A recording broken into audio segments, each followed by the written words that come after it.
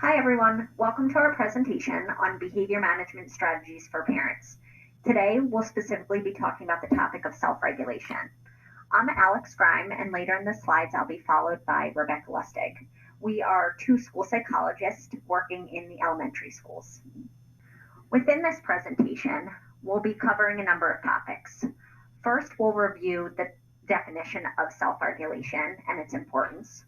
We'll talk about what it looks like across settings, ways to problem solve and teach skill development strategies, and additional resources for you to use at home as parents. Here's a short video discussing the what and why of self-regulation skills.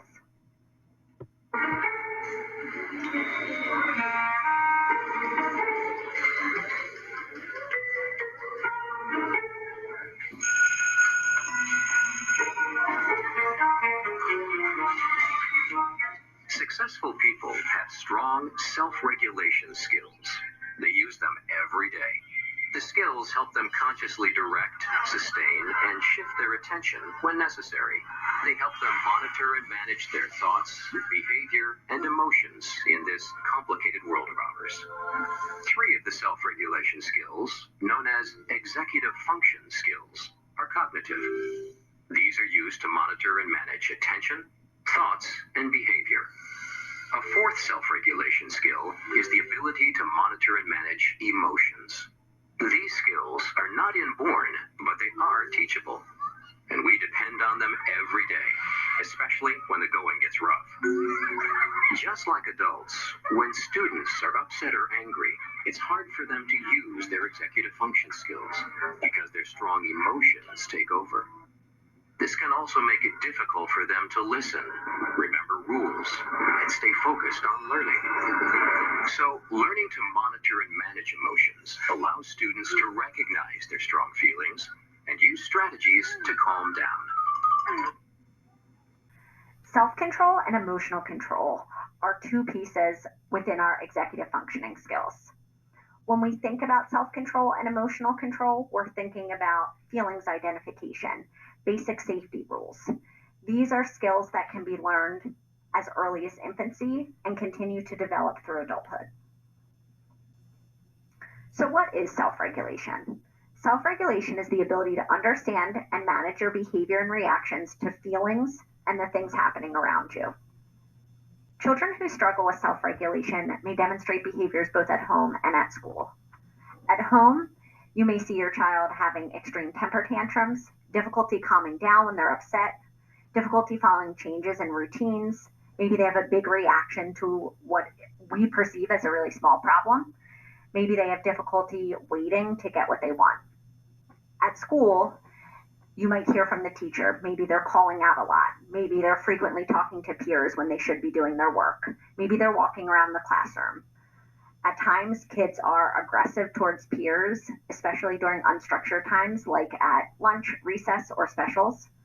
Students may demonstrate some difficulties with social skills, including difficulty sharing or playing with peers as well. So how do we teach self-regulation skills? Acting out is essentially an ineffective response to a stimulus. The parent or teacher needs to help the child slow down and more carefully choose an effective response instead of being impulsive.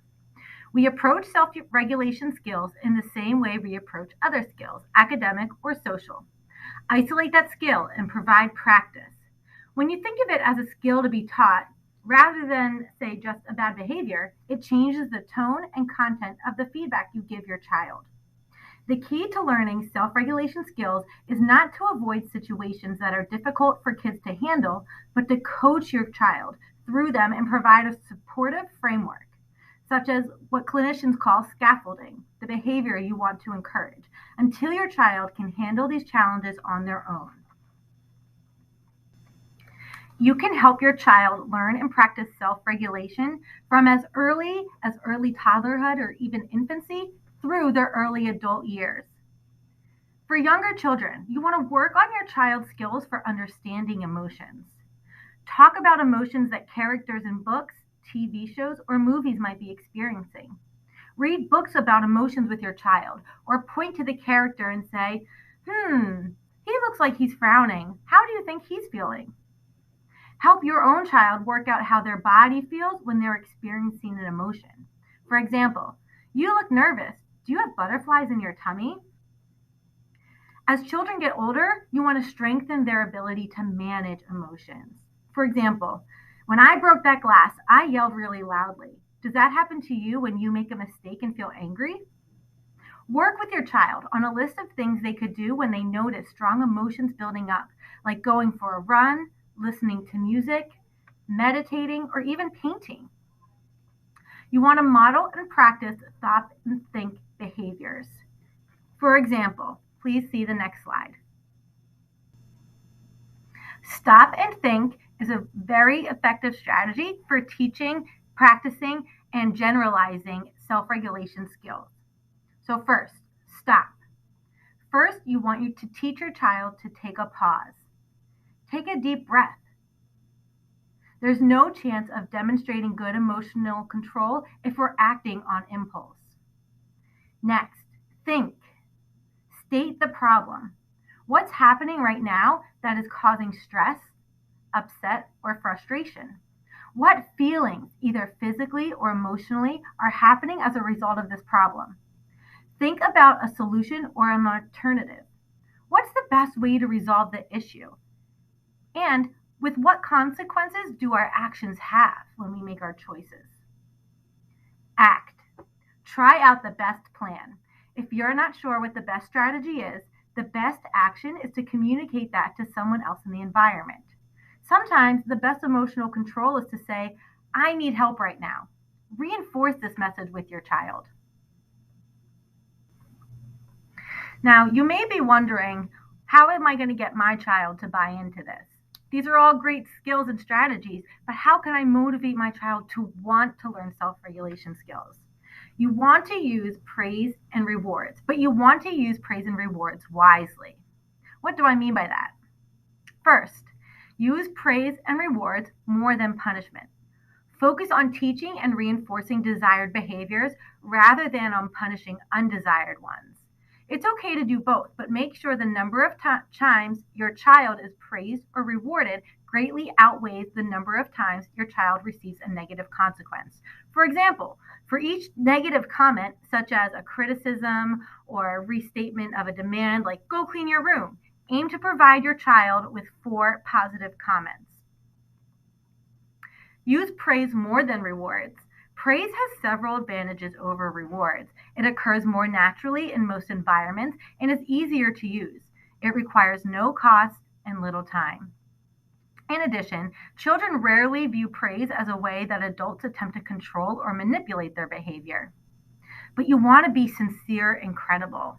Insincere or faint praise can do more harm than good, leading your child to think, Mom said I did well, but she didn't really mean it. Use frequent, immediate praise and rewards to teach a new behavior or to increase a behavior that seldom occurs. It's important to provide feedback to your child as soon as the desired behavior occurs, and to do so often. This helps the student recognize the importance of the behavior. It also helps the child feel successful, thus building competency. Provide less praise and fewer rewards when a behavior is more established. So praise and rewards remain most effective if they are provided intermittently, where the length of time between them can be increased as the behavior strengthens. This is a process we call fading.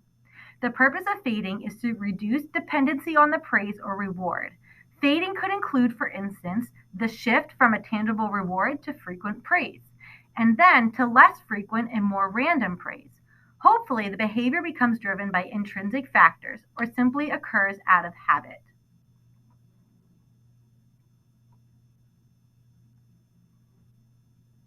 Set appropriate and realistic goals.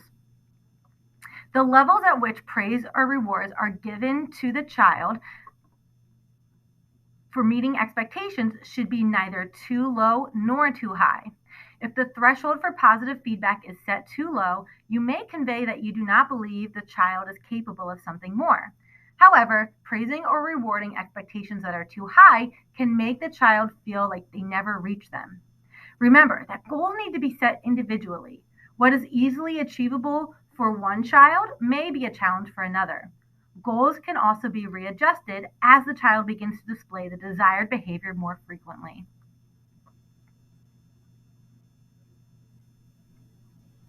Highlight the child's specific skills or achievement, and especially the effort demonstrated.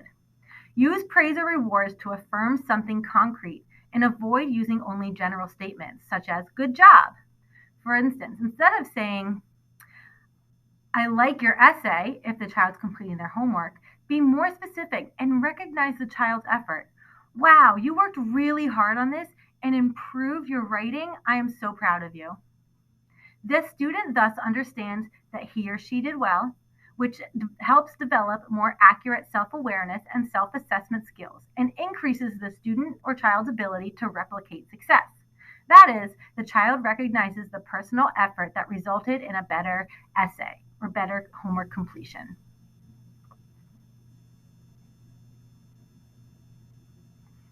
You want to encourage the child to praise and reward themselves.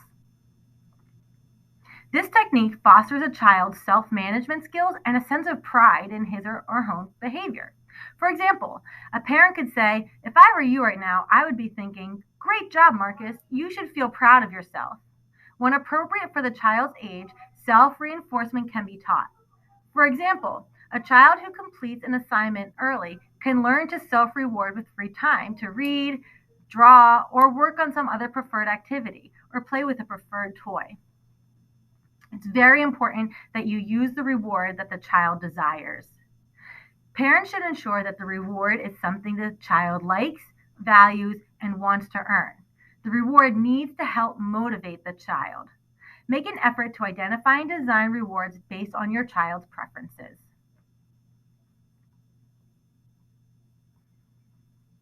Use rewards to provide positive feedback and not to control the child's behavior. Rewards should be used as a way to provide children with recognition in a positive and supportive manner. So do not say, I will give you a sticker if you finish your work. If you behave, you'll get a token because I caught you being good. Instead, say, I'm going to call your uncle and tell him how much your behavior has improved. You completed all of your chores this week without arguing. Wow, every one of you is responsible and turned in your homework this week, so there's no homework tonight. That could be if it was a teacher instructing a class. You were very respectful to your brother, so we are going to the movies on Friday. Lastly, emphasize the value or usefulness of the behavior, both presently and in the future.